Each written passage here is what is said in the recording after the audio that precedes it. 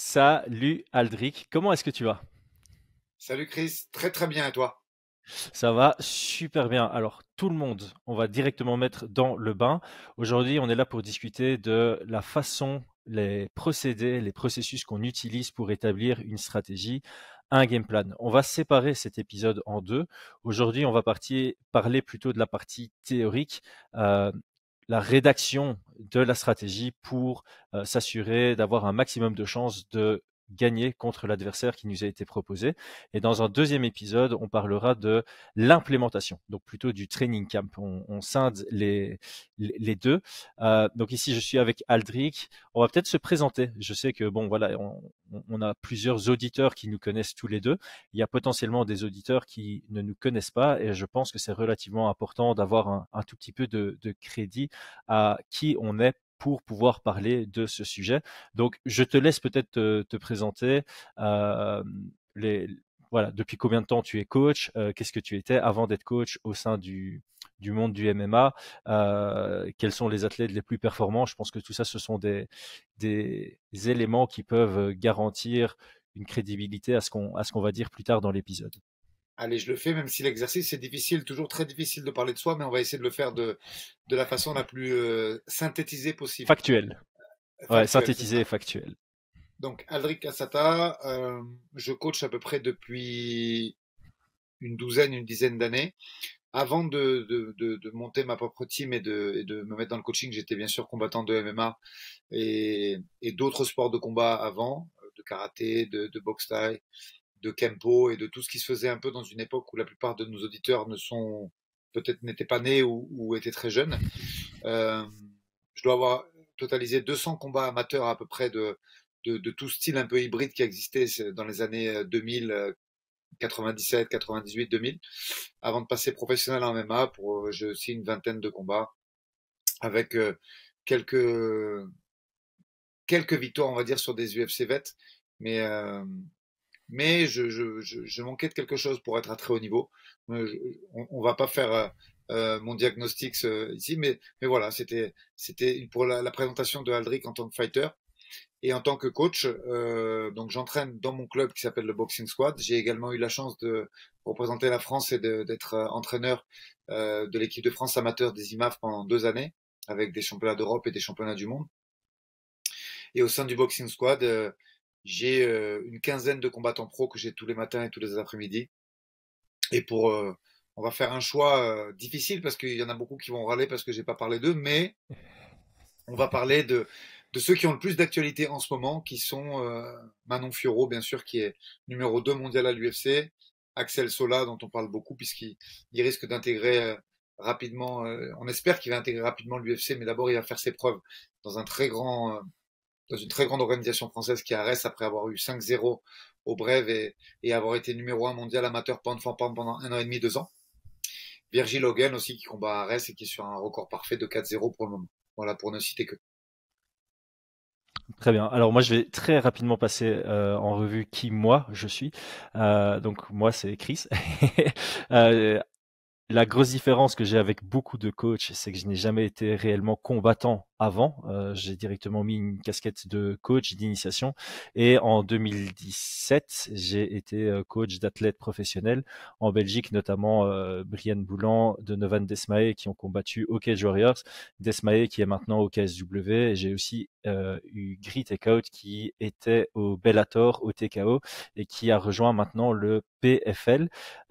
J'ai pris ma retraite en tant que coach. Par contre, je suis encore cornerman, ce qui signifie que j'établis encore des game plans et que ça m'intéresse d'avoir cette conversation avec toi pour un peu échanger nos idées. Comment est-ce que toi tu fonctionnes, comment est-ce que moi je fonctionne et et c'est ça peut-être qu'il y a d'intéressant sur ce sujet, c'est qu'il n'y a pas de règles prédéfinies. Chacun fonctionne comme il l'entend, comme il le sent.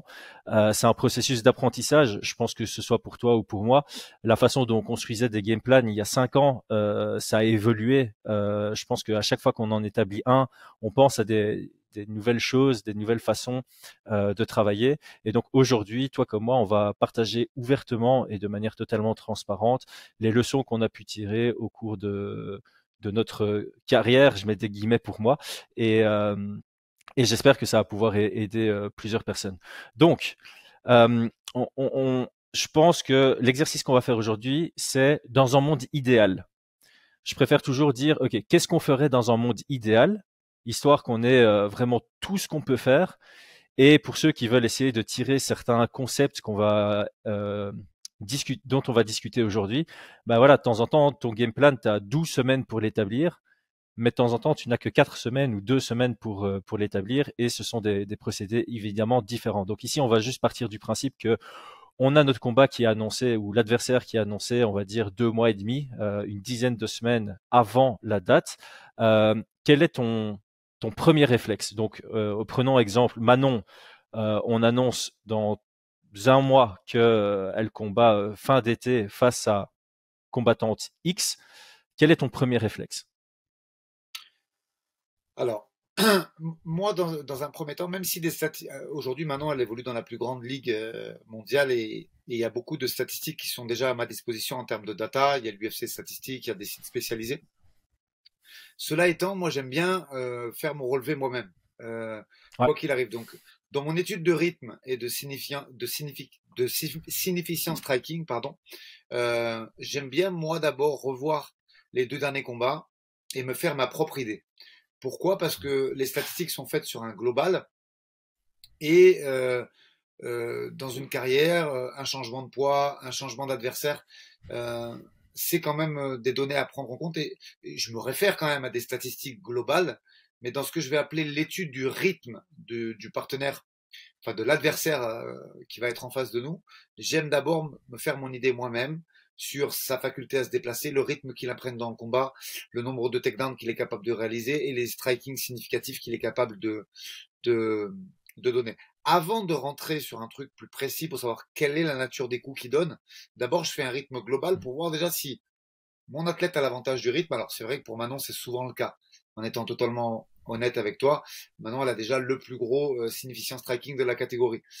Mais ça peut changer, ça peut être différent. Et dans l'adaptabilité, c'est une notion que je prends vraiment, qui est vraiment très importante parce que si déjà tu as la possibilité de toi avoir un rythme supérieur, ça peut et ça va changer beaucoup de choses après dans le déroulement du combat, à condition que euh, le combat ne soit pas contesté et que tu puisses imprégner ton rythme à toi sans être contesté par le partenaire. Alors, on va utiliser beaucoup de termes techniques. Je sais qu'il y aura des personnes qui sont peut-être moins techniques que nous. C'est juste pour... Ouais, tu parles de rythme. Je pense qu'il y a des gens qui ont des définitions différentes sur la question de rythme. Toi, ici, un des synonymes qu'on peut utiliser pour rythme, est-ce que c'est bien volume? C'est le nombre de C'est ça, frappes envoyées par minute.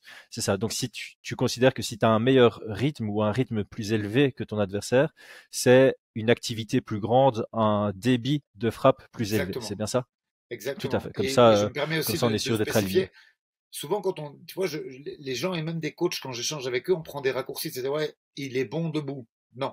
Soit il Mhm. y en a qui sont bons offensivement, mais qui prennent beaucoup de coups. Il y en a qui sont bons défensivement, mais qui n'en donnent pas beaucoup. Et très rares dans les big leagues, hein, je parle, sont ceux qui sont à la fois bons défensivement et offensivement. Donc je m'attelle à tout ça, je regarde et j'établis une moyenne que je vais croiser avec celle de mon combattant pour voir déjà si on va souffrir ou pas souffrir de ce volume. Voilà, on va utiliser ce terme, tu as raison, c'est peut-être plus approprié. Ok. Et déjà, je dresse un premier bilan avant même d'avoir regardé le reste. Ok, donc c'est très intéressant parce que là déjà on a des process assez différents sur la toute première étape. Donc toi, tu regardes les 2 derniers combats et Ouais, tu te concentres premièrement sur le rythme slash volume slash activité c'est ça, déjà en comparaison avec ton athlète à toi. exact, exact. Alors, y a-t-il une raison pour laquelle tu prends un si petit échantillon, c'est-à-dire les 2 derniers combats? Pourquoi est-ce que tu prends pas plus? Ben, souvent, l'expérience me fait dire que c'est vraiment. Je prends la globalité par la suite, mais je m'intéresse aux 2 derniers parce que euh, sur une ligue comme l'UFC, les 2 derniers sont à peu près faits dans l'année en cours. Ouais, Et en un an, je pars du principe qu'un combattant peut changer. Un combattant ouais, professionnel qui s'entraîne 2 fois par jour peut acquérir des skills, on va essayer de tout traduire, tu as raison, et d'utiliser peu de termes, Compétences. ouais, des compétences. Et je pars de ce principe. Un loisir, il va peut-être mettre beaucoup plus de temps mais en un an, un combattant peut complètement changer. Ils peuvent faire ils peuvent switcher de garde, ils peuvent apprendre un jeu défensif différent. Donc j'aime déjà de me référer à la fraîcheur et être sûr que ce que je vais avoir en face, ce que je vais avoir en face de moi, c'est euh, à peu près c'est à ça et à ce jeu-là que je dois me fier. Ouais, c'est ça. Donc la version que tu analyses sur les 2 derniers combats sera la version la plus proche de la réalité pour le C'est combat ça. qui arrive. Ici, moi, j'ai parlé de ma première étape. Comme ça, justement, les gens vont pouvoir voir que chacun a sa propre méthode et sa propre logique. Parce que quand je t'entends, c'est extrêmement logique ce que tu me dis. Moi, ma première étape, c'est d'observer tous les combats auxquels j'ai accès par ordre chronologique. Parce que ça va aussi me donner un indicateur qui pour moi est très important, c'est l'évolution slash la progression. Est-ce que l'athlète qu'on rencontre est quelqu'un qui progresse beaucoup entre les combats? Est-ce que c'est quelqu'un qui tire des leçons de ses défaites? Est-ce que c'est quelqu'un qui tire des leçons de ses victoires? Ça aussi, ça me paraît très important parce que tout le monde ne le fait pas. Et ça me donne aussi un ordre général. Et ça, je pense que ça te rejoint. Toi, tu es fort axé sur tout ce qui est rythme. Moi, c'est quelque chose que j'analyse plus tard. Moi, ce que j'aime bien, c'est vraiment commencer avec ce qu'on appelle la big picture, donc vraiment une idée micro du combattant, et puis je vais vers pardon, une idée macro, et puis je vais vers le micro. Donc, est-ce que c'est droitier ou gaucher? Est-ce que ça switch? Est-ce que c'est plutôt quelqu'un qui engage, qui contre, ou les deux? Là, je te rejoins. Est-ce que c'est quelqu'un qui est plutôt bon offensivement et ou défensivement? Est-ce que c'est plutôt un grappleur, un striker? Donc c'est vraiment dans les grandes lignes, qu'est-ce que j'ai noté dedans? Est-ce que c'est quelqu'un qui travaille en pression? Est-ce que c'est quelqu'un qui travaille de l'extérieur? Est-ce que debout, ça envoie beaucoup de feintes ou jamais? Plutôt axé sur des single attaques ou sur des combos, ou si ça varie tout ça? Est-ce que c'est plus de l'anglaise, plus du pied-point? Quelle est sa distance favorite? Au sol, est-ce que c'est plus du contrôle, de la recherche de soumission, du scramble ou du ground and pound? Donc ça me permet d'avoir une idée générale de qui on va affronter. Est-ce que c'est quelqu'un de stratège? Est-ce que c'est quelqu'un qui s'adapte pendant les combats? Et donc ça, j'essaye de le voir chronologiquement, voir s'il y a une tendance dans sa carrière. Et c'est dans les étapes suivantes que je vais rentrer plus dans le détail et me concentrer justement sur, j'ai plus le mot, sur le côté récent de ses D'accord. performances, sur les dernières versions. Donc c'est très intéressant parce que je crois que dans le podcast, on va vraiment se croiser. Un de nous deux fait Benjamin Button et l'autre il fait le classique. Ça fait penser au film Tenet. On va se croiser à un Ouais. moment et puis ma dernière étape sera probablement ta première étape et vice versa. Euh, donc on va repartir chez toi. Donc là tu as analysé les 2 derniers combats, tu as bien analysé le volume, l'intensité de combat du futur adversaire. Quelle est l'étape suivante? Alors, avant de passer à comment le gagner, la win condition, moi j'ai une étape intermédiaire que je me force vraiment à faire, c'est ok, j'ai une projection, mon combattant ou ma combattante, je la connais, je sais exactement comment je vais le faire travailler, et surtout, je connais son investissement personnel. À partir de là, je vais faire une analyse de ce que j'appelle un fit fight ou des fit fight. Souvent les Anglais, les Anglo-Saxons, les Américains, ils appellent ça les momentums. Tu vois, ce qui va se passer dans le combat et comment je vais pouvoir le perdre, ce combat. Avant de savoir comment je vais le gagner, de quelle façon, d'analyser, parce que je vais rentrer dans une analyse après très pointue par la suite. Mais d'abord, je regarde, je dis, OK, ce combat, qu'est-ce qui peut faire qu'on peut le perdre, soit à la décision, soit sur des moments de combat, tu vois. On peut se référer pour un combat que j'ai beaucoup apprécié moi personnellement, c'est le combat de William Gomis. Tu Oui, vois, pareil, ce combat, on se il y a rejoint. des faits de fight hyper intéressants. Il a failli perdre au troisième round, mais il avait gagné les deux premiers. Ben, c'est un peu cette logique. Est-ce que si je vais au sol, mon combattant est capable d'avoir le jeu pour sweeper ou pour scrambler, ou est-ce que si je vais au sol, c'est vraiment très dangereux? Tu vois, je vais m'attacher à ces faits et je vais analyser ce combat en partant de comment je perds un round ou comment je perds le combat. Et après, j'en parlerai sur l'étape suivante, je vais regarder comment je peux le gagner. Mais déjà, je vais me dire, OK, est-ce que dans ce que j'ai vu, dans ce que j'ai analysé sur l'adversaire que je dois prendre pour mon combattant, est-ce qu'il y a des faits de fight, est-ce qu'il y a des momentum qui peuvent faire qu'il va me prendre le combat? Est-ce que mon combattant, il a une défense passive et il peut passer 4 minutes contre la cage avec cet adversaire? Est-ce qu'il est puissant? Je vais beaucoup m'attacher à ça de façon à raisonner à l'envers en premier, c'est volontaire, pour me dire, OK, le temps qui m'est imparti me permet pas de travailler sur ça. Est-ce que le premier rideau de défense de lutte est suffisant? Est-ce qu'il va falloir s'impliquer davantage sur tel ou tel aspect du combat? Donc vraiment, ma deuxième étape, c'est les fait fight, les momentum, et je vais regarder si je peux perdre un round par rapport à des compétences qu'aurait le partenaire, et surtout de quelle façon. L'adversaire. Parce qu'à haut niveau, tu peux toujours Ok, perdre un round. ouais. Bien sûr, bien sûr. Donc c'est très intéressant. Donc toi, tu émets des veto. Je vais le résumer comme ça. Donc tu analyses les situations de combat dans lesquelles tu ne veux pas te retrouver pour pouvoir mettre en place des stratégies pour t'assurer de ne pas te retrouver dans ce genre de Exact. situation.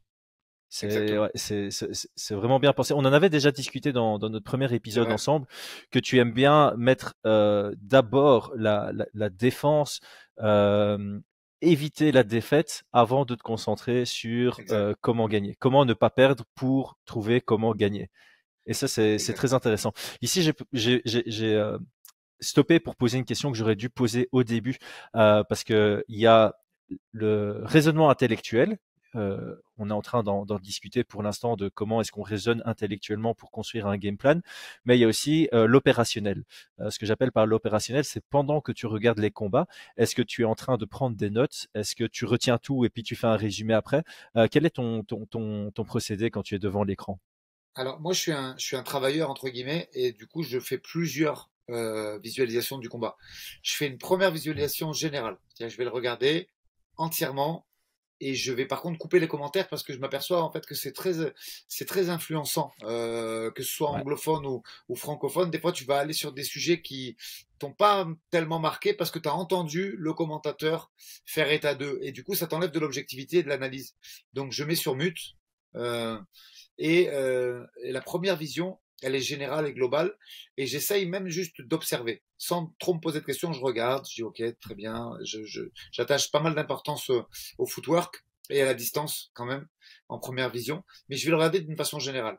Après, je vais regarder vraiment d'une façon purement défensive sur lors de mon second visionnage. Et à partir du troisième, je prends des notes. Donc je vais déjà le regarder deux ok. fois intégralement pour m'imprégner offensivement, défensivement, le footwork, la distance où ça déclenche.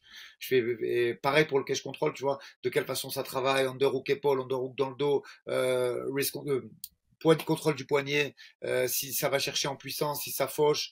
Je vais beaucoup m'intéresser à ça. Et après, une fois que j'ai visualisé deux fois, ok, maintenant je prends des notes et je regarde. Et je vais faire pareil pour le premier. Une fois que j'ai une synthèse globale du dernier combat, je regarde le deuxième et je fais le même travail. Donc ça, allez, on va extrapoler en disant que c'est deux combats qui vont à la décision. C'est une tâche qui peut me prendre une bonne demi-journée quand même. Vraiment. C'est une tâche C'est où clair, je peux c'est passer clair. deux, trois heures, Et je peux passer deux, trois heures là-dessus. ouais, ouais, mais c'est très chronophage de faire un game plan parce que selon moi, c'est extrêmement important. La différence entre rentrer dans un combat sans préparation par rapport à l'adversaire versus rentrer dans un combat avec une réelle préparation par rapport au profil de l'adversaire, ça peut tout changer. Ça peut te donner aisément 20 à 25% de chances en plus de remporter ton combat selon l'adversaire et l'athlète. Est-ce que sur tes notes, tu as une structure de notes? Je vais prendre mon exemple pour te donner bah, pour t'exprimer ou clarifier ce que j'entends par là.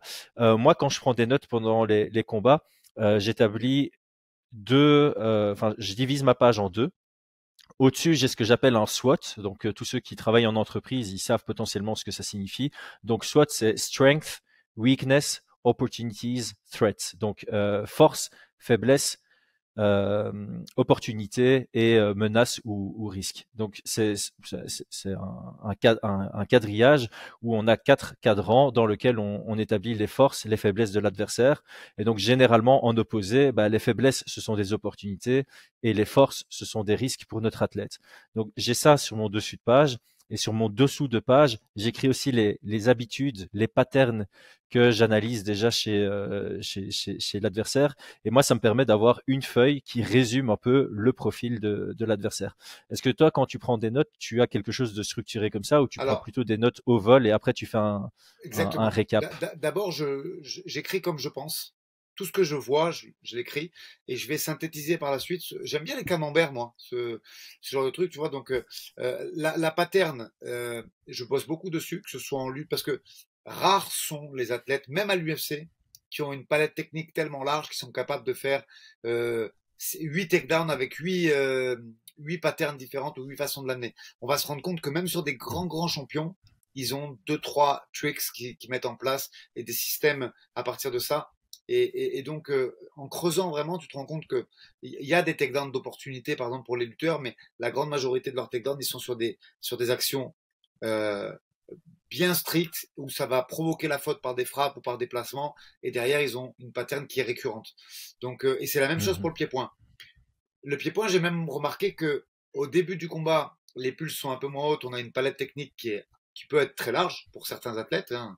Il y a des mecs et des filles qui ont des capacités techniques très larges. Par contre, pareil, ça va se rétrécir avec la fatigue et les pulsations. On va avoir un petit peu moins de lucidité et du coup, on va revenir au basique Sur les instincts. exactement. Et à un travail plus basique et plus, entre guillemets, prévisible. Donc voilà, je fonctionne un peu en camembert comme ça et j'attache beaucoup d'importance à ça, effectivement.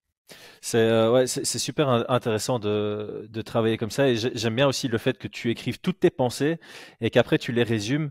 Ça me fait penser à moi quand j'étais à l'école où j'aimais bien prendre beaucoup de notes et le fait de devoir résumer quand j'étais à la maison, ça permettait de structurer tout dans ma tête. Et alors quand tu dors en plus dessus, le lendemain tout est clair dans ta tête et c'est très intéressant. Donc maintenant que donc là, tu as déjà fait 2 étapes, tu as regardé les combats récents en mode observation plutôt large, sans le son, pour analyser vraiment C'est le ça. rythme, le volume, le footwork et déjà avoir un aperçu global. Ensuite, tu reviens avec une analyse plus précise sur comment ne pas perdre. Pendant ce temps-là, tu es en train de prendre des notes. Maintenant que tu as établi les systèmes, les situations dans lesquelles tu ne veux pas que ton combattant se retrouve ou les situations que tu veux minimiser dans le combat, quelle est l'étape suivante? Alors là, on y arrive. On est sur l'analyse de la win condition.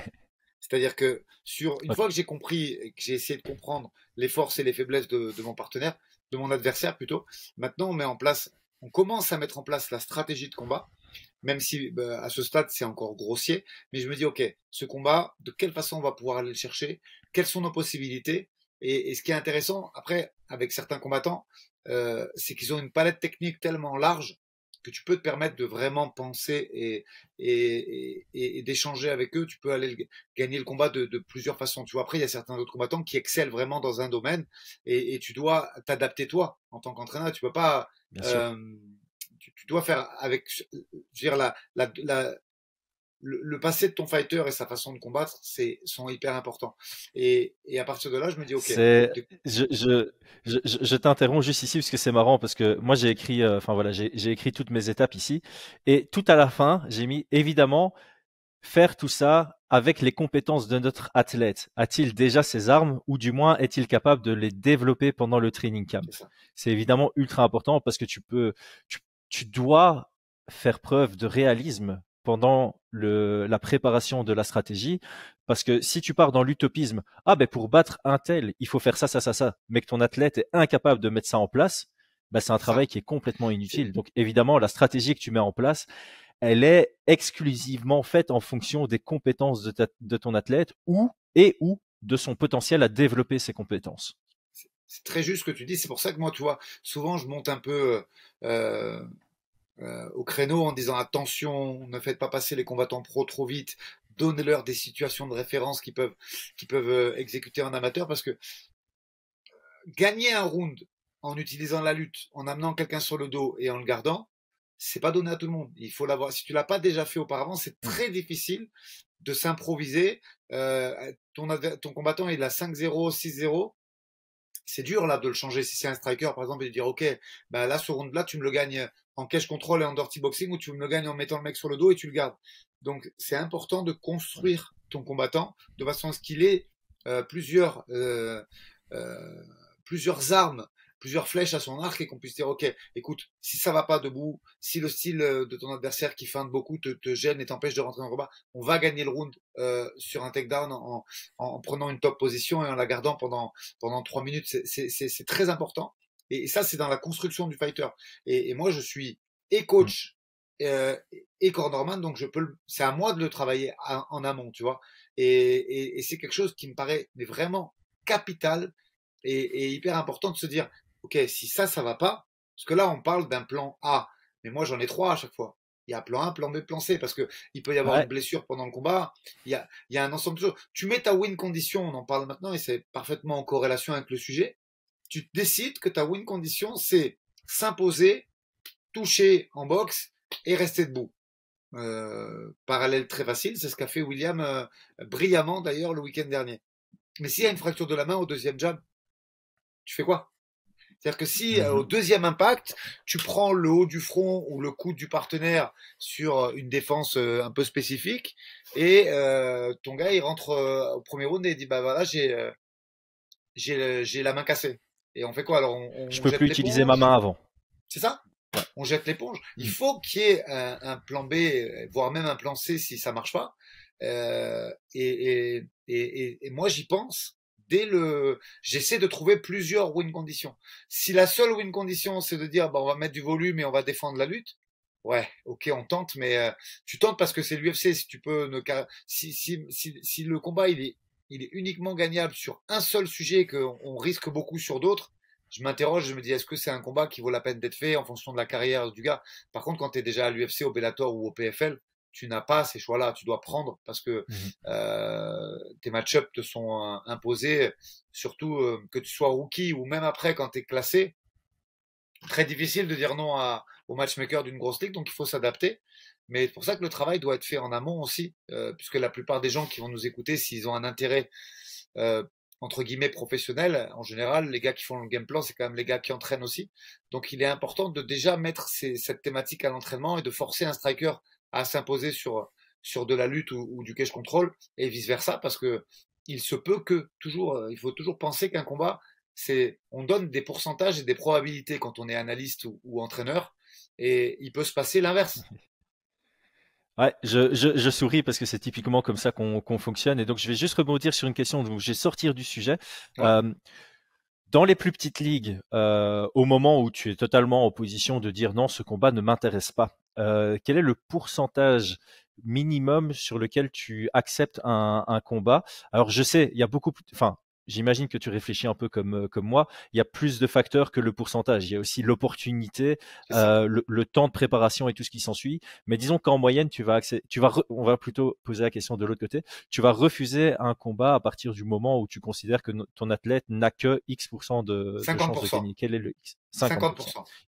Il faut Si on minimum 50%. Eh oui, parce que c'est quand même hyper compliqué. Après, c'est mes 50%, tu vois, encore une fois, je refais un Bien sûr. parallèle. Si tu écoutes les Américains, William, il avait 25% de chance, je crois, de gagner, ou 30% sur Ouais, les c'est paris, sur entre 30 les... et 35. Entre 30 et Donc, 35, ouais. sauf que j'ai écouté ton analyse, et je sais pas si tu as écouté la mienne, mais moi, j'étais très loin de ces chiffres-là, et toi aussi. Mhm. Tout à fait. C'est-à-dire que moi, quand j'ai fait la preview de ce combat, j'ai donné un 45-55, voire même plus si on était capable de rebouger comme sur certains combats de référence en reparlant de William, parce que c'est un peu le fil conducteur, il a combattu ce week-end. Et les gamblers, les parieurs, ils étaient sur des stats beaucoup plus petites, mais ça leur appartient. Je sais pas de quelle façon ils l'ont donc sur ma conception des trucs. Moi, je suis à 50% et je prends le combat sur des big leagues quand j'ai des carrières à construire parce que 50%, si on travaille correctement et qu'on appréhende le combat correctement, c'est suffisant. Bien sûr.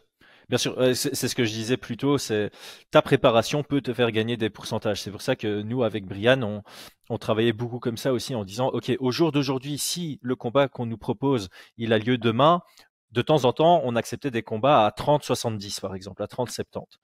Parce que on disait, OK, on a 8 semaines et on pense que grâce à ces 8 semaines, on peut transformer notre 30% en 55%. Et ça fait beaucoup. Donc, ok, là c'est très intéressant. Donc, on va revenir sur le sujet maintenant.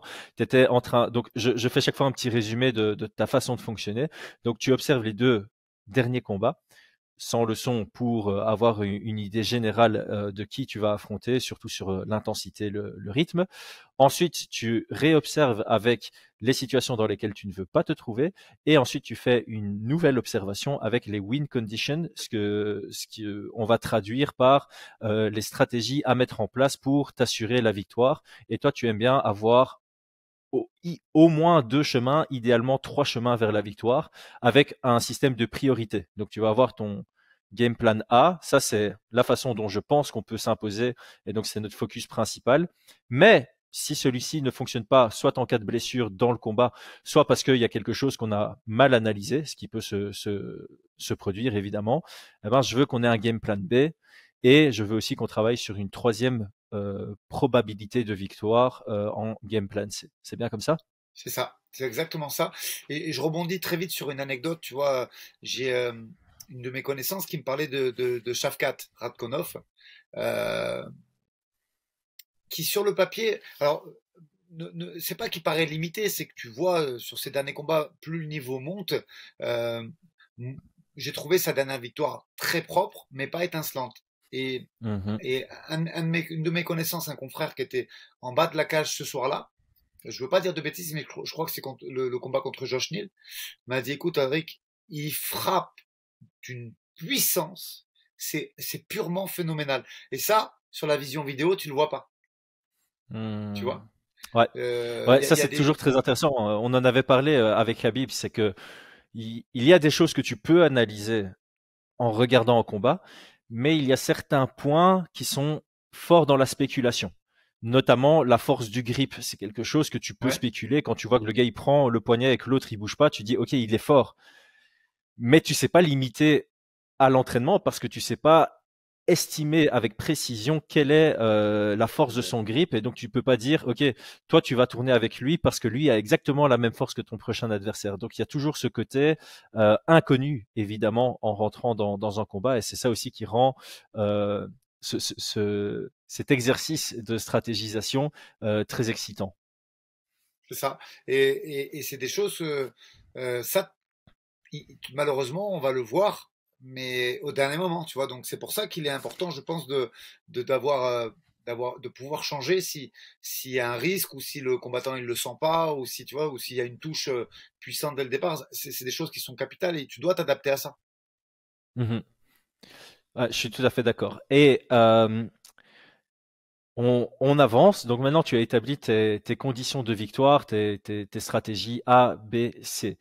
Est-ce que dans le, toujours dans le sujet du game plan, donc pas dans la préparation, est-ce que tu as encore une étape plus loin? Est-ce que tu revois tous les combats en te disant, OK, si son adversaire avait mon game plan, il aurait gagné, ça me rassure dans mon exercice, dans mon travail. Est-ce que tu as genre un revisionnage de validation? J'appellerais ça Alors comme ça. c'est hyper intéressant. Je vais t'expliquer ce que je fais après.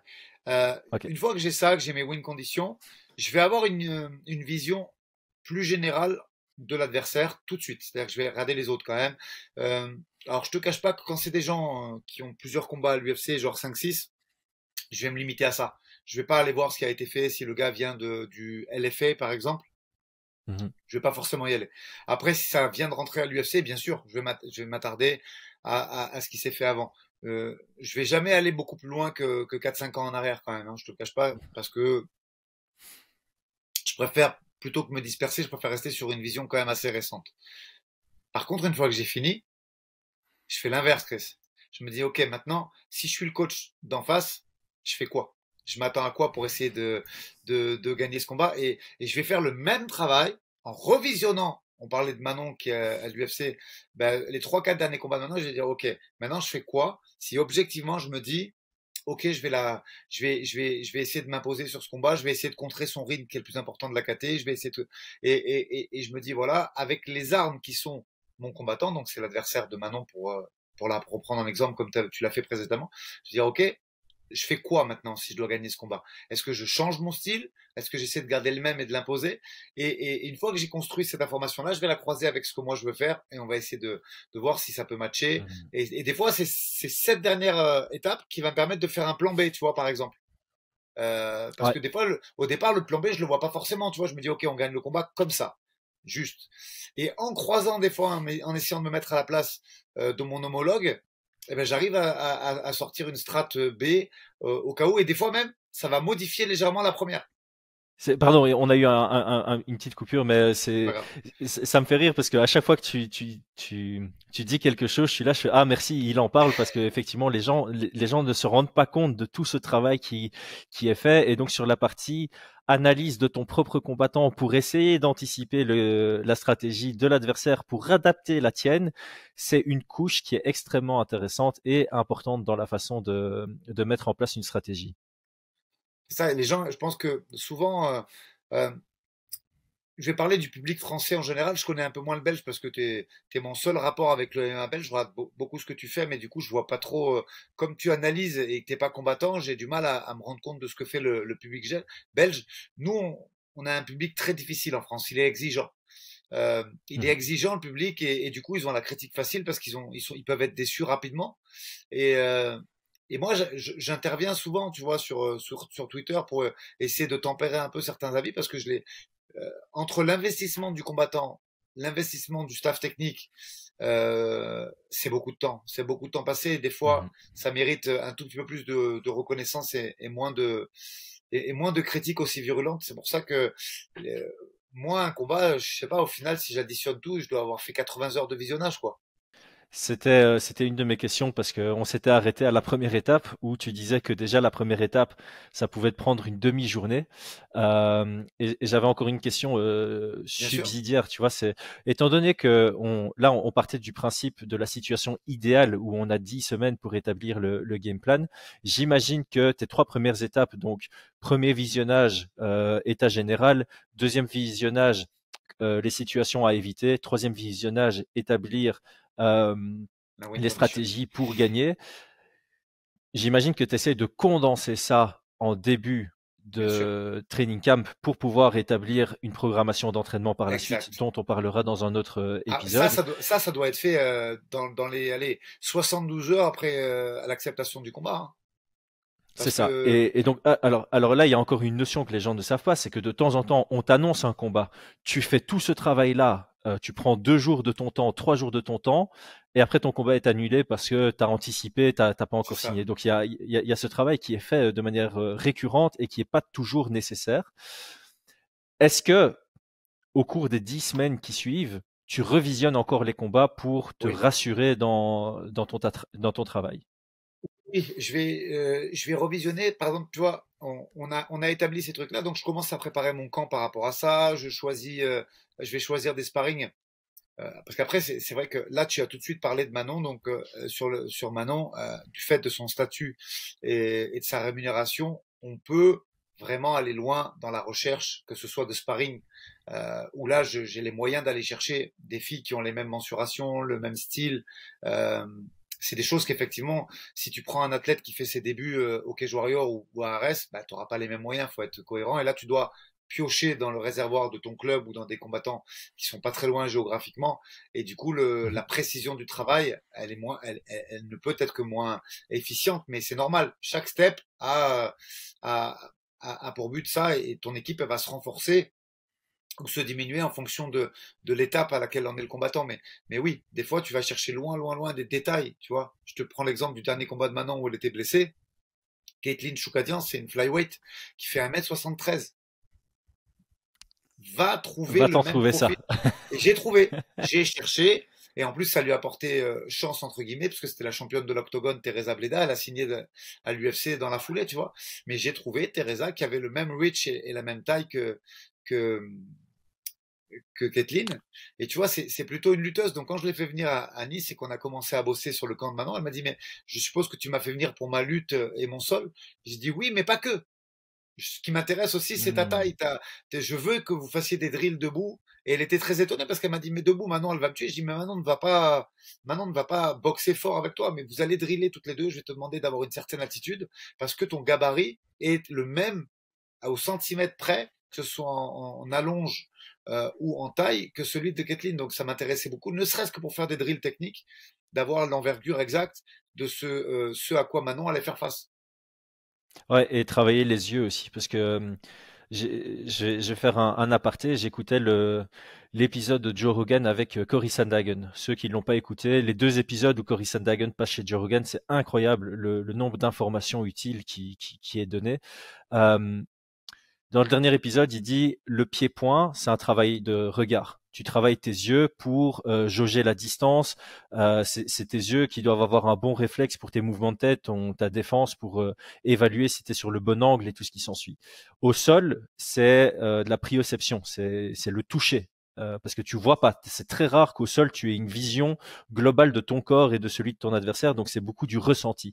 Et donc, c'est très intéressant ici que tu parles de faire venir des partenaires d'entraînement avec un gabarit similaire au futur adversaire parce que surtout pour le pied-point, selon moi, c'est très important de pouvoir t'habituer à cette distance. Ta distance, tu vas la changer par rapport à ton gabarit et par rapport au gabarit de ton adversaire. Très juste. Moi, je veux Euh, laisser. Vas-y, vas-y.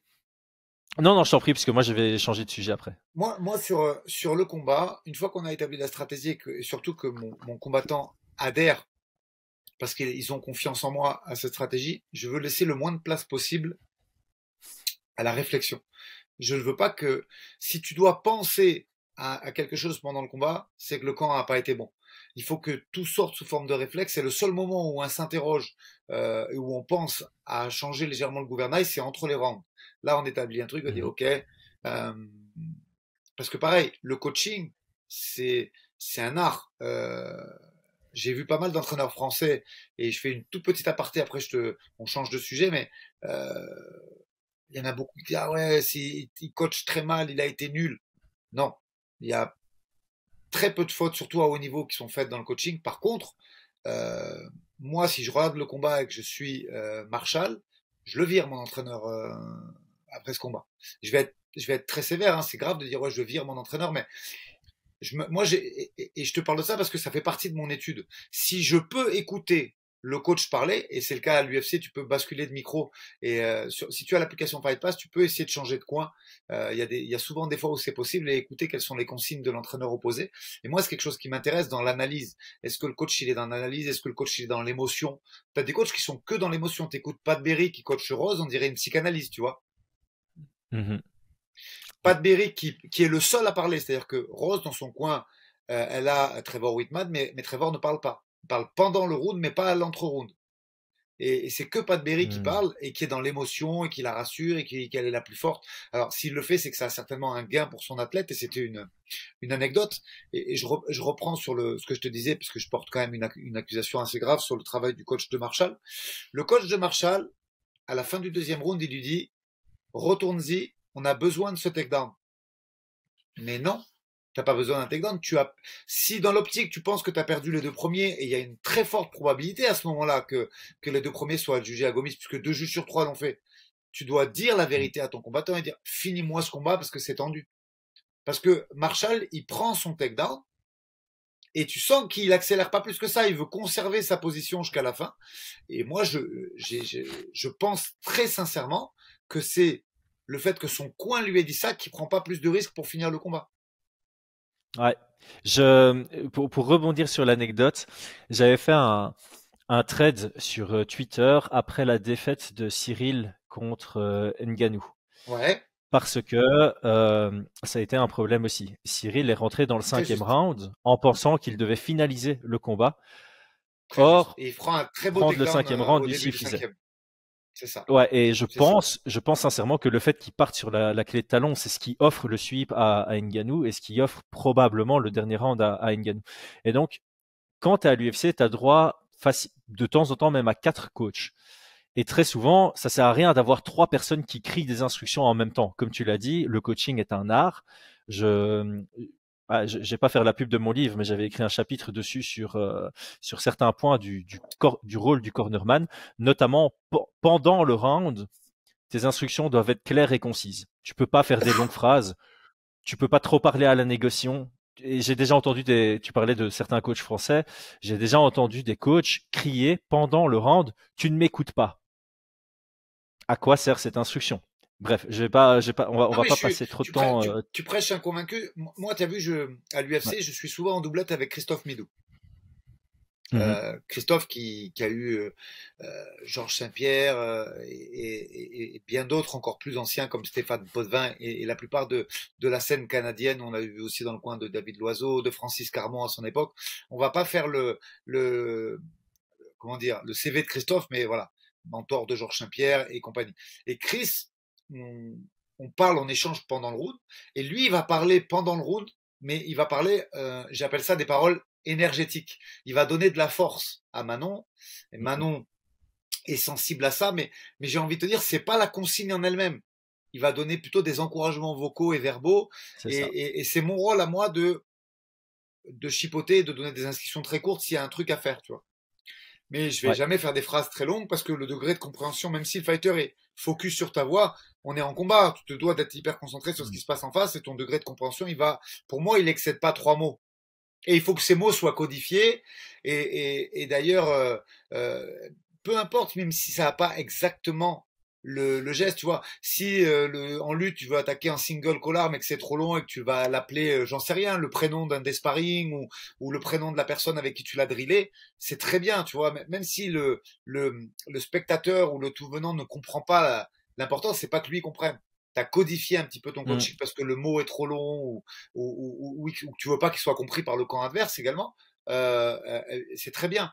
Mais en tout cas, là où je te rejoins à 100%, c'est que tu peux faire des phrases, c'est allez, vas-y, maintenant tu vas gagner. Et puis là, le Chris qui aime transmettre cette force est motivé quand il sent que c'est le moment. Ça, c'est l'émotion. Mm. Et Ouais. ça, c'est Chris qui le fait parce qu'il le fait très bien. C'est vrai que sa voix, elle te donne de l'envie, elle te donne envie de te sublimer, de te surpasser.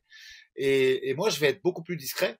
Et je vais parler que si vraiment c'est nécessaire ou pour donner un rappel de temps ou pour faire remarquer que Manon vient de toucher, par exemple, éventuellement, ou que j'en demande un peu plus pour l'obtention du gain du round, par exemple. Mais elle Mm. sait que si je parle pendant le round, c'est que c'est important. Tu C'est vois? ça. Et j'aime beaucoup ce que tu dis parce que c'est là où j'en venais avec le coin de Cyril. Alors je vais préalablement dire, c'est pas du tout une critique, hein. C'est juste le but ici, c'est d'exprimer mon opinion en vue de développer les esprits pour pouvoir améliorer certains détails parce que à haut niveau, ça se joue sur des détails. Et j'aime beaucoup ce que tu dis. Il y a des rôles dans le coin. Tu as le rôle du head coach technique ou stratégique qui va envoyer des rappels de la stratégie. Par exemple, moi, un mot que j'utilise beaucoup, c'est reset.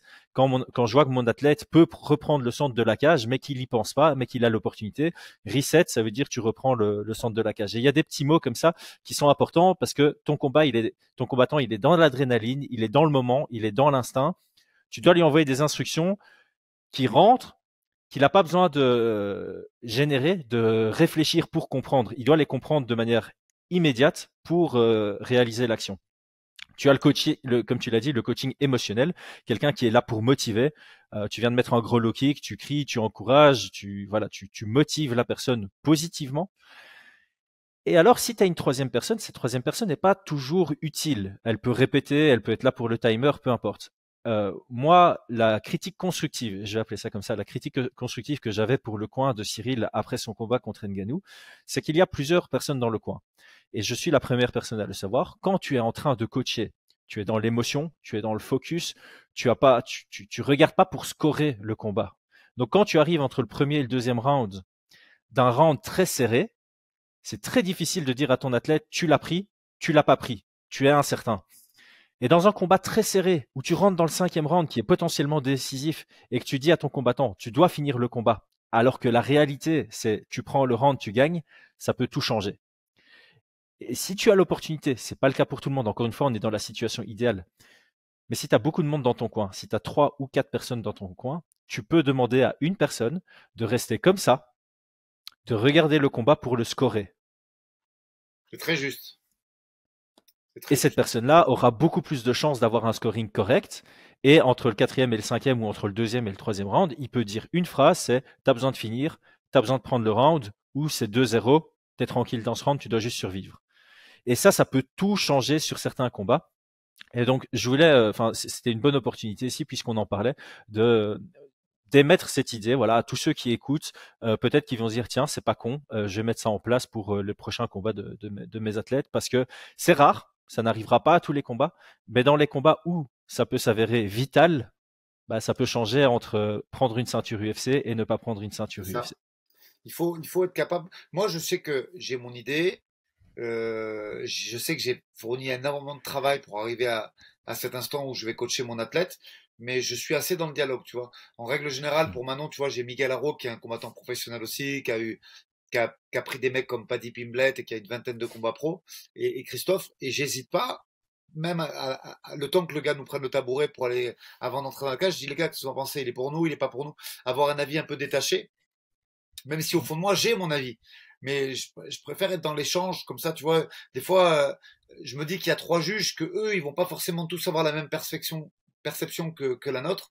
Donc l'avis de Chris et de Manon, qui sont des professionnels aussi, euh, euh, tu vois, je sais que voilà, Midou, il a plus de 20 combats, puis ça fait 25 ans qu'il fait ça. Miguel Arro, ça fait 12 ans qu'il est avec moi, puis il a 20 combats aussi. Il va me donner un avis euh, non influencé et franc. Et si on est tous d'accord, bah, je peux dire à Manon, ok, c'est bon, là, le Ouais, combat c'est gagné, ouais, t'as c'est très gagné ce round. important parce que Parce que, j'allais dire, moi j'ai fait cette erreur aussi. C'est vrai que là j'ai pris une critique constructive envers le MMA Factory dans le combat contre Ngannou. C'est parce que c'est un exemple que tout le monde connaît. Moi, avec Donovan, dans son combat pour le titre au Cage Warriors, j'étais persuadé qu'il avait pris les 3 premiers rounds. Et là aussi, c'est un combat qu'on avait accepté à 9 jours. Donc Donovan n'était pas du tout prêt physiquement. On l'a accepté pour l'opportunité parce qu'on était confiant de pouvoir battre Agdi Sardari. Et donc notre objectif, c'était de prendre les 3 premiers et de survivre dans le 4 et le 5. Et entre le troisième et le quatrième, je suis allé chez Dono. Vu la structure du combat, j'ai dit c'est bon, on a les 3 premiers. Tu continues sur ta lancée. Il suffit de survivre et on les a. Finalement, on perd à la split parce qu'il y avait un round qui était beaucoup plus serré que ce que j'avais vécu. Et là aussi, je pense que si j'avais eu une personne à côté de moi qui se concentrait uniquement sur le scoring, il aurait pu me dire que ouais, le deuxième incertain. Et du coup, entre le troisième et le quatrième, au lieu de lui dire survie, j'aurais pu lui dire on n'est pas sûr sur le deuxième. Il faut que tu prennes au moins un des deux derniers, donc donne-toi à fond dans le quatrième et survie dans le cinquième. Et il aurait pu être champion du Cage Warriors, il serait potentiellement à l'UFC aujourd'hui. Ça peut changer énormément ce genre de truc. Je propose qu'on revienne un peu parce que là on s'est fort écarté de la partie game plan. Après c'est toujours super chouette. Est-ce qu'il y a une étape supplémentaire à la partie établir le game plan ou maintenant que on a tout établi de ton côté, tu es sur la partie mise en place et donc ça on garderait pour l'épisode suivant.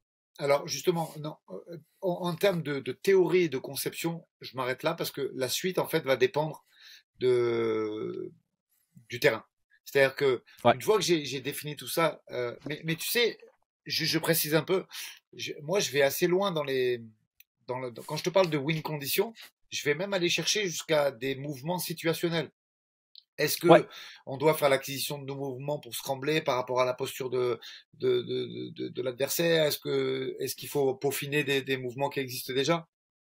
Et en fait, en fonction de ça, je raisonne, je pense, je propose à mon combattant. Je vais faire une petite. Alors, j'étais vraiment. Quand t'as lancé ta chaîne YouTube et que t'as commencé à faire des ralentis avec des petites croix, des ronds, des flèches, j'étais agréablement surpris parce que c'est ça que je propose moi. Que ce soit aujourd'hui, au moment où on se parle, toi et moi, les game plans vraiment les plus poussés que j'ai été amené de faire, ce sont des game plans qui concernent Manon Fiorot et Mehdi Dakaev. Mm. Parce que Axel, sur sa carrière, sur son 5-0 au Brave, les adversaires ont changé souvent et puis il y en avait certains où on avait peu ou pas de data, donc on a plutôt optimisé sur les qualités d'Axel que celles Mhm. de ses adversaires. Pareil, Virgile, sur ses combats à Arès, il y avait vraiment des gros chocs striker vs grappler, donc c'était plutôt basique sur le game plan. C'était plus l'exécution qui était importante que la mise en place Mm. du game plan. Et il y avait effectivement des short notice. Par contre, concernant Manon et Mehdi, il y avait du lourd en face très souvent sur le rush de ceinture de Mehdi à Gorilla ou sur le 5-0 de Manon à l'UFC, il y avait du lourd en face, il y avait de la technique, et il y avait énormément de qualité. Et donc, les game plans aussi ont changé en fonction d'eux. C'est-à-dire que Mehdi, je l'ai pas eu sur toutes les prépas, il en a fait quelques-unes en Tchétchénie aussi. Mais si tu t'aperçois en cours de route que tel ou tel mouvement ça va pas ou que telle situation il faut le faire différemment, ben on peut changer légèrement et apporter des modifications à ce qui a été établi d'une façon purement théorique. Mm. Ouais, ça, j'adore parce que effectivement, comme j'ai dit à un moment dans le podcast, tu dois faire par rapport aux armes de ton athlète et par rapport à son potentiel de développer ça pendant le training camp. Et c'est très important pendant le training camp de t'assurer que tu es en bonne voie pour le jour J, avoir les armes dont tu as besoin selon le game plan que tu as établi. Parce que si tu te rends compte que tu prends du retard ou que tu seras pas capable de perfectionner certaines techniques, bah, tu dois peut-être revoir et repeaufiner C'est ça.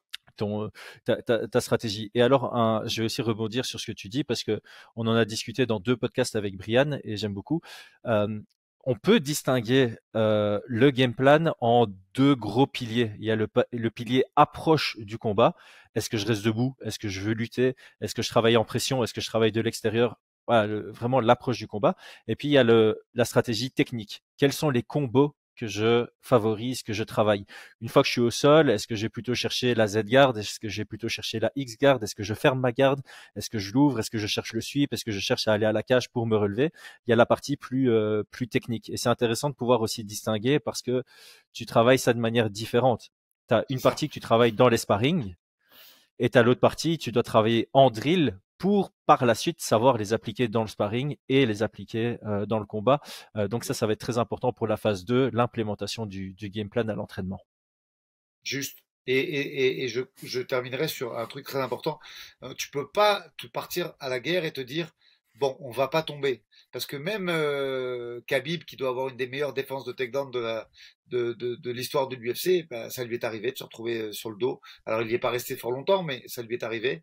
Et à partir de là, tu peux pas te dire ça. Il faut te dire, ok, si je tombe ou quand je vais tomber, et préparer l'athlète à ça aussi, tu vois, parce que c'est la réalité du MMA moderne, et tu peux pas te dire, bah ok, je reste debout tout le combat. Non, je reste debout, j'essaie de gagner mes rounds, les rounds où j'ai la chance de défendre le takedown, je reste debout et je les gagne, et les autres, effectivement, comme tu l'as très bien dit, quel processus de défense? Est-ce que je vais tenter de sweeper pour scrambler? Est-ce que je vais aller faire un protocole de retour contre la cage et on va travailler sur le two-on-one, le wrist control et plein d'autres trucs qu'on pourra développer quand on rentrera dans la partie plus technique et technico-tactique du camp. Mais en tout cas, tu peux pas partir sur un truc de dire, OK, je reste debout, je vais gagner le combat debout grâce à mon volume. C'est pas vrai. Tu vas tomber, tu peux tomber, et il faut surtout être capable de reproduire pendant le camp. On va reproduire des schémas pour que ça devienne un automatisme sur quand je vais tomber, comment je vais régler le problème. Parce que si tu te Ouais, dis, si je tombe, je suis mort, on allume le gaz et on respire, hein, c'est pas possible sinon. ah bah c'est clair. Comme on dit, un never say never, jamais dire jamais. Tu peux pas partir du principe que tu as un excellent striker et que tu vas jamais te retrouver sur ton dos. Parce que même si c'est pas en prenant un takedown, ni en prenant un knockdown, tu peux une fois trébucher. Ça C'est peut ça, tu peux arriver. glisser tout simplement, tu envoies un front kick, il y a de la sueur sur le ventre de ton adversaire, tu reposes l'appui, tu tombes, il peut se passer tellement de choses pendant le combat et que l'expérience nous a enseigné que tu dois prévoir des plans et des protocoles très spécifiques pour reprendre la partie debout, quoi. Si c'est ça la win condition, il faut la prendre, Mhm. mais il faut aussi savoir la garder. Et ici, je vais dire une phrase que moi je dis souvent et je pense que tu seras en accord avec parce que tu l'as plus ou moins exprimé d'une autre manière durant le podcast. L'entraînement, donc t'entraîner en tant que combattant de MMA, ton objectif, c'est de minimiser le nombre de situations inconnues que tu vas avoir au cours d'un combat. Parce que dans une situation inconnue, tu vas devoir faire appel à ta logique, à ta réflexion. Ta logique, ta réflexion, c'est du temps. Le temps, c'est du temps de réaction. Face à quelqu'un qui est en mode automatique contre toi, tu perds d'office. Et Exact. donc, ton entraînement, c'est très important parce que j'ai eu beaucoup d'athlètes et je suis sûr et certain que toi aussi, qui restent dans leur zone de confort. Et ça, c'est un problème. Parce que tous ces athlètes qui restent dans leur zone de confort à l'entraînement, ils progressent pas dans leur zone d'effort et automatiquement, quand ils se retrouvent en combat dans les situations qu'ils ne travaillent pas, ce sont des situations inconnues pour eux, ils perdent dans les 10 secondes. C'est fini de chez fini. Et donc, te préparer en tant que combattant, c'est te préparer à n'avoir aucune inconnue pendant le combat. Ça veut dire être à l'aise. En fait, tu dois vraiment être dans la cage en étant à l'aise. Je pense que le stress arrive dès le moment où tu es dans une situation où tu dis, oh, je connais pas ça, ou je sais pas quoi faire. Ça, c'est la pire situation pour un combattant. Euh, je propose qu'on synthétise tout ce qu'on vient de dire de ton côté. Et puis moi, je fais un rapide passage de mes étapes à moi Comme ça, bah, on a aussi mon processus qui est assez différent du tien et ça peut peut-être te faire rebondir sur certaines choses Bien sûr. ou prendre quelques idées. Donc, est-ce que tu veux essayer de synthétiser ton procédé, mais vraiment de manière très rapide? Étape 1, une phrase pour exprimer. Étape 2, une phrase Ouais. pour résumer.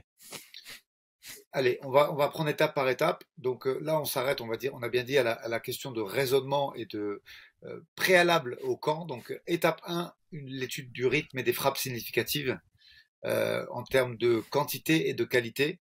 Étape 2, analyse de fait fight, ce que j'appelle moi momentum ou comment ne pas perdre le combat.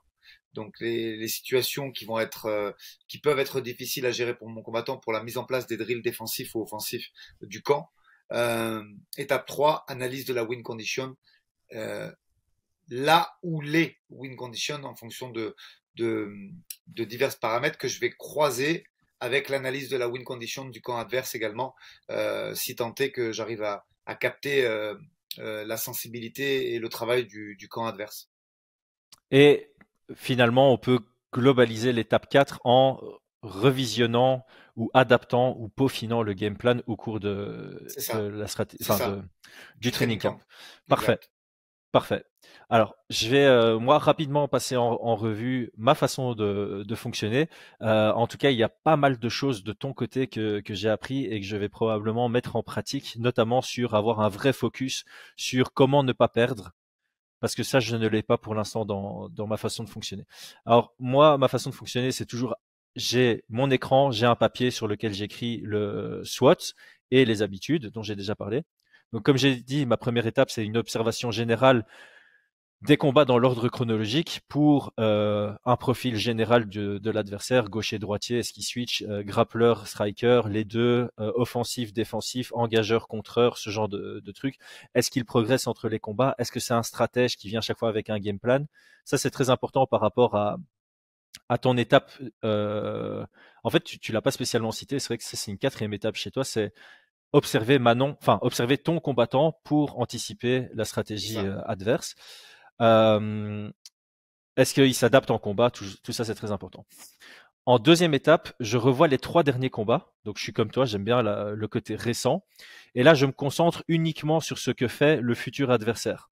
Parce que quand tu regardes un combat, tu peux regarder un peu le combat d'ordre général, mais tu peux aussi avoir tes yeux juste sur un des deux, sans vraiment regarder l'autre. Moi, ce que j'aime bien, c'est sur mon deuxième visionnage, sur les 3 derniers combats, regarder juste euh, le futur adversaire de mon athlète pour essayer de réaliser est-ce qu'il y a des patterns, est-ce qu'il y a des habitudes, est-ce qu'il y a des réactions instinctives, des réflexes, et est-ce qu'il est proactif dans ses intentions. Ça, c'est vraiment des points que j'aime bien regarder. Et déjà, après cette deuxième étape, je peux établir un premier brouillon de la stratégie d'approche. Donc pas encore sur la partie technique, mais sur la partie est-ce qu'on va vouloir lui mettre la pression? Est-ce qu'on va vouloir garder ça debout? Est-ce qu'on va switcher? Est-ce qu'on va rester en droitier? Ce genre de truc. Ensuite, je revois une troisième fois les 3 derniers combats avec un focus sur les adversaires précédents. Et là, ça me permet de regarder ce qui a bien fonctionné et ce qu'on peut tirer de ce que les autres ont déjà mis en pratique. Et là, ça me permet d'établir un premier brouillon sur les techniques qu'on peut utiliser. Quelle technique fonctionne bien? Est-ce que le jab passe très bien en garde ouverte? Est-ce que ce combo là est passé plusieurs fois? Par exemple, est-ce qu'il est très ouvert au corps? Ce genre de trucs reviennent quand tu fais le focus sur les adversaires plutôt que le gars en question.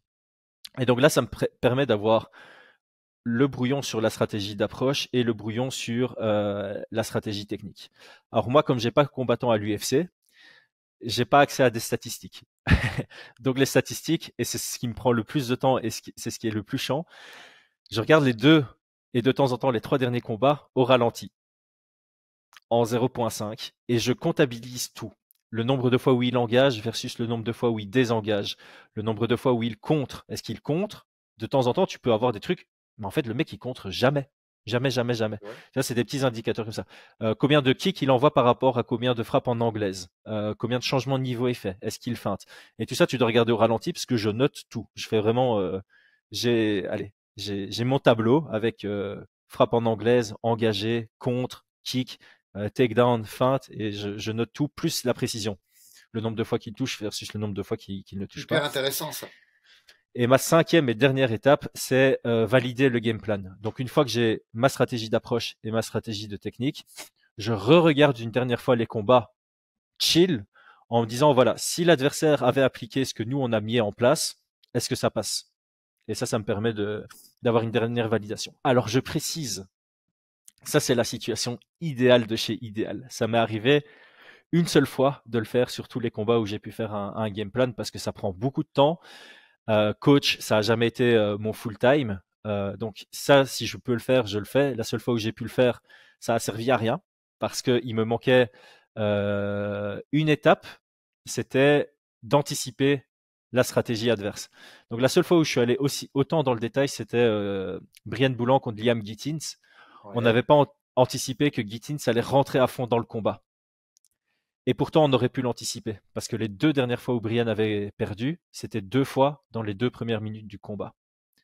Et donc, si on avait anticipé ça, on aurait pu se dire, bah ok, Gittins, c'est quelqu'un qui aime bien mettre la pression, il va rentrer à fond dans le combat. Il l'a fait, finalement, Brian a gagné, mais c'était pas du tout, c'était pas du tout dans notre perspective de combat. Donc, encore une fois, comme tu l'as dit, préparer un game plan, ça peut prendre des heures et des heures et des heures. Et de temps en temps, c'est pour 30 secondes de combat. C'est ça, ou puis où il y a un fait de combat, tu vois. J'avais dit Ouais. sur certains podcasts que j'avais visionné plus de 80 heures de Kathleen Choukadian, et maintenant elle s'est blessée pendant le premier round. Donc il a fallu tout changer, et le travail, il a dû être euh, complètement amputé de toute cette partie parce que il y a un fait de combat qui a fait que ligament croisé, rupture, et puis on peut plus faire le high kick du gauche, on peut plus faire ce dont on avait prévu, et puis il faut tout changer, et c'est bien de se remettre en question, et je trouve ça vraiment très important ce que tu as dit de temps en temps.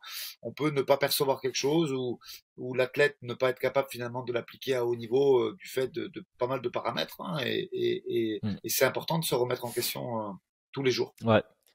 Ouais, parce que ça, c'est une question que j'ai pas pu te poser. On va peut-être finir là-dessus, parce que là, on a dépassé l'heure, comme à nos habitudes. Enfin, je parle d'habitude alors que c'est la deuxième fois qu'on enregistre ensemble. Euh, Parce que tu disais que tu revoyais les derniers combats de Manon. Enfin, pour prendre Ouais. l'exemple de Manon, j'imagine que tu fais sur les autres, pour essayer de te mettre dans l'état d'esprit de C'est l'adversaire en ça. disant, OK, je suis l'adversaire, je vais affronter Manon, je regarde ses derniers combats, qu'est-ce qui sort? Et du coup, toi, ça te donne les indications de, attention, Manon, ça c'est une habitude chez toi. Là, il y a une C'est ça. ouverture. Là, il faut travailler ça. Donc, ça te donne des éléments pour minimiser les faiblesses. Je vais appeler ça comme ça. C'est C'est pour travailler exactement sur ça. tes faiblesses pour qu'elles soient plus existantes. Nous, ce qu'on faisait, on le faisait après les combats. Donc, après chaque combat, tu revois le combat et puis tu dis, OK, ça t'as bien fait, ça t'as mal fait, ça t'as bien fait, ça t'as mal fait. Et donc, toi, en fait, tu le fais 2 fois ça. Ouais. Après le combat de Manon, j'imagine que tu revisionnes pour travailler Ah oui. dessus. Et Systématique. encore, pour le prochain combat, tu vas re-regarder les 3 derniers en te disant, OK, il y a peut-être encore d'autres trucs qui vont ressortir en regardant les 3 dernières Exact. sorties, parce que de temps en temps, tu fais une erreur sur un combat, et quand tu regardes juste ce combat, tu te dis, ouais, OK, ça c'est vraiment détail, c'est dans le combat. Mais par contre, tu regardes 3 d'affilée, tu vois la même erreur dans les 3 combats, là, ça devient un pattern, ça devient une habitude, et ça, Exactement. ça Sur ressort. laquelle Donc, le ouais, coach d'en face, s'il est bon, il peut capitaliser. ouais, très intéressant. Écoute, Aldric, comme d'habitude, j'ai pris mon pied. Au nom de toute la communauté francophone de MMA, merci. C'est vraiment pas tout le monde qui partagerait ce genre d'informations avec autant de transparence et avec autant de partage et de préparation. Donc, je sais vraiment pas comment te remercier. Ça me fait tellement plaisir que c'est moi la personne qui ait l'occasion de t'interviewer sur ce genre de sujet. Et je suis sûr et certain que la communauté française qui va regarder cet épisode va également être ultra reconnaissante par rapport à tout ce que tu nous as dit aujourd'hui. Ben, moi, je te remercie parce que tu sais qu'à chaque fois, c'est une heure passée où je prends beaucoup de plaisir, et je vais également remercier puisque j'ai regardé, j'ai essayé de répondre un petit peu je peux pas répondre à tous parce que le temps en ce moment m'est un peu limité, mais euh, les commentaires de notre premier podcast m'ont fait beaucoup plaisir et m'ont touché droit au cœur. Donc, je remercie les gens à qui ça a plu, et puis on va essayer de développer plein d'autres sujets ensemble. Si on peut donner de la visibilité sur ce qu'on fait, sur ton travail, sur le mien, moi je le fais avec grand plaisir, et je remercie les gens qui ont posté des commentaires sur leur ressenti là-dessus. Ouais, et d'ailleurs, j'oublie tout le temps. Alors, pour tous les courageux qui sont encore ici depuis 1h10, oubliez pas de liker la vidéo, ça permet à ce qu'elle gagne plus de visibilité. Si vous n'avez pas encore commenté, on vous invite à commenter, donc soit sur le sujet qu'on vient dont on vient de discuter, soit nous donner des idées de thèmes de podcast. Parce qu'avec Aldric, on en a plusieurs, donc on a plusieurs idées de podcasts, mais on est évidemment extrêmement ouvert à Bien vos sûr. recommandations parce que vos idées montrent de l'intérêt et s'il y a de l'intérêt, évidemment, nous, on va vouloir proposer ça à la communauté.